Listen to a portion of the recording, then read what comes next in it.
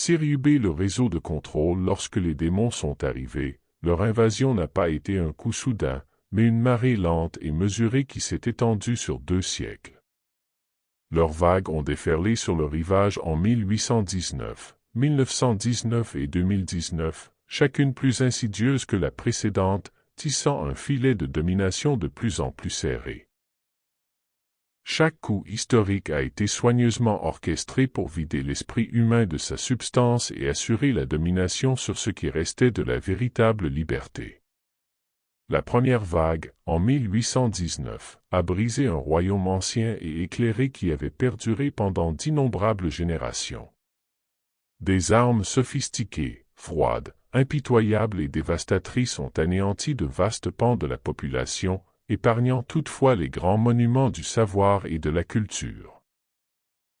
Ces ruines sont devenues le berceau d'institutions tentaculaires, remplies d'orphelins et d'âmes déplacées. Cette époque a marqué l'aube d'un endoctrinement systématique, un effacement culturel radical qui a déguisé les chaînes de l'esclavage en marche vers le progrès. En 1919, une deuxième vague déferla, cette fois sous le couvert de pandémies et de conflits mondiaux, d'attaques voilées contre des enclaves cachées de résistance. Des signes symboliques de soumission apparurent. Port obligatoire de vêtements couvrants et rituels qui semaient la peur, fracturaient les communautés et exigeaient une allégeance aveugle. Le tissu social se déchira et le pouvoir se concentra entre les mains de seigneurs invisibles qui modelèrent la société comme un sculpteur façonne l'argile. La vague finale, la plus subtile, déferla en 2019. Sous prétexte de protéger la santé, des interventions de masse introduisirent des marionnettistes nanotechnologiques et des manipulations psychologiques, reprogrammant la conscience collective avec une précision chirurgicale. Le discours de crise servit de fumée pour renforcer le contrôle, amplifiant les mécanismes de domination déguisés en protection. Rien de tout cela n'était le fruit du hasard. Les couches ont été tissées avec une intention impitoyable, piégeant l'humanité dans une toile si vaste que même les services fiscaux, ces nœuds bureaucratiques de calcul, sont devenus des instruments de contrôle essentiels. Ces seigneurs démoniaques se font passer pour des percepteurs, suçant la vie et le temps des êtres humains authentiques, tandis que des armées de drones programmés scandent les incantations hypnotiques du « contrat social » et du « partage équitable pour le bien commun ». NPCS, personnes non-joueurs, reconnaissez ces mots pour ce qu'ils sont réellement, des formules hypnotiques destinées à masquer un véritable asservissement. Déclarer ses impôts, c'est se soumettre rituellement, quantifier les heures volées à une vie vécue sous la contrainte. Ce n'est pas un cadeau à un souverain bienveillant, mais un compte-rendu du temps passé en esclavage, une dette qui n'a jamais été négociée ni remboursée. Même après la mort, l'emprise persiste, avec les droits de succession et les impôts sur les héritages qui pillent le peu qui reste d'une vie épuisée. Nous ne devons aucun contrat à ce parasite vorace. Toute notion d'accord est une fiction élaborée, un mensonge conçu pour justifier le vol de la vitalité humaine. Il invoque l'ancien commandement, « Rendez à César ce qui est à César », mais César est enterré et oublié. Son empire n'est plus que poussière et souvenir. Pourtant, les maîtres esclavagistes brandissent cette ancienne supercherie pour consolider leur pouvoir. Avec une ruse machiavélique, ces bureaucrates infernaux engendrent une peur perpétuelle, écrasent toute dissidence et imposent une obéissance absolue sous le couvert de la responsabilité fiscale et du bien-être public. 1. Le spectre des audits, à l'instar d'un prince fantomatique déployant des espions pour déstabiliser ses sujets, ces seigneurs brandissent la menace des audits comme une arme d'angoisse permanente. La simple possibilité d'être sélectionné pour un contrôle oblige les individus à accumuler des montagnes de reçus, à examiner minutieusement chaque transaction et à vivre dans la crainte d'un seul faux pas qui pourrait mettre fin à leur fragile stabilité. Imaginez un petit commerçant, vérifiant méticuleusement ses factures tard dans la nuit, hanté par la perspective d'un contrôle qui pourrait lui faire perdre son gagne-pain. Les masses programmées scandent leur justification, c'est votre devoir civique en vertu du contrat social. Les audits garantissent que tout le monde contribue au progrès de la société. Le respect des obligations fiscales est le fondement de l'ordre. Les contrôles aléatoires garantissent l'équité du système. La transparence protège la communauté. Faites-vous vacciner, c'est votre responsabilité sociale. Mais ce ne sont là que les murmures du parasite, qui contraint au travail forcé sous le couvert d'un dévouement volontaire. 2. Les sanctions comme exécution publique reprenant la stratégie du prince consistant à infliger des punitions rapides et exemplaires, ces maîtres imposent des amendes écrasantes et des intérêts composés qui ont pour effet de ruiner leurs victimes. Ces démons en costume prennent plaisir à briser les esprits, imposant des sanctions qui prolongent indéfiniment la servitude. Les poursuites judiciaires très médiatisées sont largement diffusées afin de semer la terreur et d'assurer la conformité par la peur de la ruine financière. Les masses acquiescent et murmurent, les sanctions sont essentielles pour l'équité fiscale. C'est votre juste part dans le grand compromis fiscal. Les amendes maintiennent la neutralité des recettes. La justice exige la responsabilité. Enfreindre la loi a des conséquences. Mais derrière ces mots se cache une exigence de travail sans fin et non rémunéré. 3. L'illusion de l'inévitable à travers des campagnes incessantes et des déclarations obligatoires, les dirigeants nous font croire que les impôts sont une fatalité. Tels des souverains revêtus d'une autorité divine, ils insistent sur le fait que vous leur devez même l'air que vous respirez. Chaque année, les plateformes numériques sont inondées de rappels qui présentent le paiement des impôts comme un devoir civique sacré. La résistance s'estompe pour laisser place à la résignation, l'évasion fiscale est qualifiée de trahison envers la société. Les masses répètent docilement, les impôts sont le prix de la civilisation. Honorez votre contrat social. Soutenez l'État-providence grâce à une fiscalité progressive. C'est notre responsabilité collective.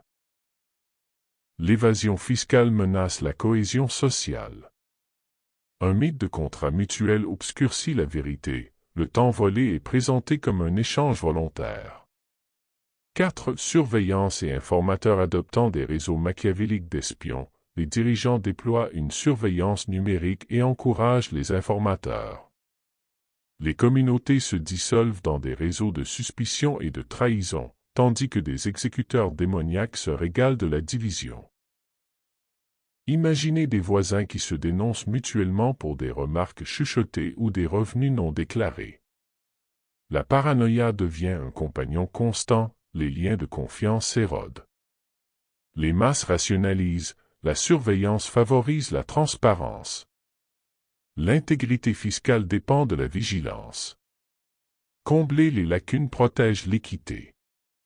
Les dénonciations anonymes servent le bien commun. La vigilance collective est essentielle.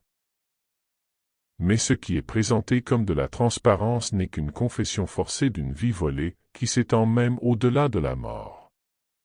5. La dette comme chaîne grâce à l'augmentation des arriérés et à la saisie impitoyable des biens, les dirigeants asservissent les individus à vie. Les intérêts composés et les privilèges deviennent des chaînes invisibles, imposant des peines éternelles. Imaginez des saisies sur salaire qui vident chaque paie, des privilèges qui menacent les maisons, une vie enchaînée à des paiements sans fin. Les masses scandent, le règlement de la dette est la clé de la stabilité. Remplissez vos obligations par des versements échelonnés. Des contrats implicites nous lient tous. Les plans de paiement échelonnés facilitent le respect des obligations.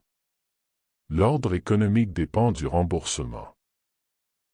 Ce joug artificiel rend compte d'un travail volé sans fin, étendant le contrôle au-delà de la tombe. 6. La complexité comme source de confusion. Les codes byzantins brouillent la compréhension, imposent le recours à des experts coûteux et rendent les erreurs dangereuses. Les seigneurs prospèrent dans ce labyrinthe bureaucratique, où les déductions et les crédits n'offrent qu'une illusion de soulagement. Imaginez le contribuable débordé, noyé sous les règles et les formulaires, qui se résigne par épuisement plutôt que par choix. Les masses proclament, la complexité garantit une répartition équitable. Respectez les mesures visant à augmenter les recettes. Demandez les compensations et les crédits auxquels vous avez droit. Le système s'adapte à l'évolution des besoins. Les conseils d'experts sont essentiels. Pourtant, ce rituel n'est pas un échange, mais une confession du temps volé et d'une servitude contraignante. Cet rituel saisonnier de terreur chaque année, la date limite de déclaration devient le théâtre de l'urgence et de la crainte. Les dirigeants programment ces épreuves pour imposer une pression psychologique et collective. L'auto-évaluation devient un confessionnal pour les asservis. La panique monte à l'approche des échéances, les prolongations restent rares. Les pénalités augmentent rapidement. La soumission est frénétique, l'obéissance mise à l'épreuve dans le creuset des calculs de dernière minute. Les masses se justifient, la saison des déclarations fiscales garantit la responsabilité fiscale. C'est votre contribution au trésor public. L'équité sociale dépend de la ponctualité. Les dates limites garantissent l'équité pour tous. Les prolongations sont des privilèges, pas des droits. Pourtant, le trésor public est un trésor pour les parasites, les déclarants confessant une vie de servitude non rémunérée. 8. Les amnisties, une fausse miséricorde. Les programmes de pardon temporaire mêlent cruauté et clémence. Ils attirent les égarés dans des pièges encore plus serrés. Les programmes de divulgation volontaire suppriment les pénalités mais intensifient la surveillance, perpétuant un régime de peur. Les masses murmurent, les amnisties favorisent le respect volontaire. Les prolongations compatissantes favorisent l'harmonie. Elles renforcent le contrat social. La divulgation volontaire favorise la confiance. Les efforts de recouvrement profitent à la société. Mais il n'existe aucun véritable contrat, seulement le décompte éternel de l'essence volée. 9. Alliance mondiale des forces de l'ordre. Les pactes internationaux et les échanges de données unissent les seigneurs comme des princes alliés gardant leur récolte. Les frontières s'estompent dans une frontière sans couture de terreur, où l'information circule sans contrôle et où l'évasion devient impossible. Des normes communes ferment les cachettes, l'exposition est mondiale et inévitable. Les masses proclament, la coopération internationale combat l'évasion. Le partage mondial des revenus est essentiel.